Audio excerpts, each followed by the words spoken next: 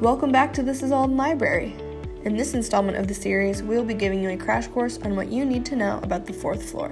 Located behind Cutler Hall and across from Wolf Garden is the 4th floor entrance to Alden Library. Head through the revolving doors and you'll find exhibits, a variety of different places to sit, and a service desk similar to the one on the 2nd floor. While students' favorite chairs are commonly the egg-shaped ones, there are plenty of other seating options when you choose to get work done on the 4th floor. If you need another screen, there are desktops available for anyone to log into.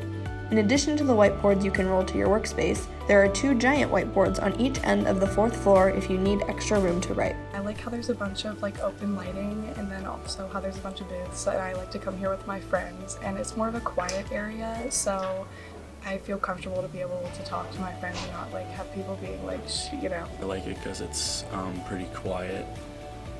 I can do my own stuff with at my own pace without having really any interruptions. I feel like studying in the library overall is useful because since everybody else around you is doing schoolwork, it motivates you more personally to do it yourself. I like coming to the library to study because it's away from my roommates and big distractions at my dorm. Hi, I'm Joey Alden, and I'm the student coordinator here in Alden Library. Some of the resources are mainly the study spaces that you'll have up here. We have some quiet study spaces up here. We have our very quiet study room at the very end. We also have some regular study rooms down on the very end. We have our DVDs, printers, and scanners. If you find any books in the stacks you want to check out, you can come up to here to get that.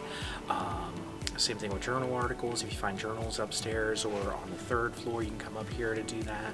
We mirror a lot of what you would do on the 2nd floor. The one thing probably students don't know that's available up here is definitely our TVs back here, where we have DVD players, VHS players, and Blu-ray players. So if you don't have access to one of those 3, they are available back there.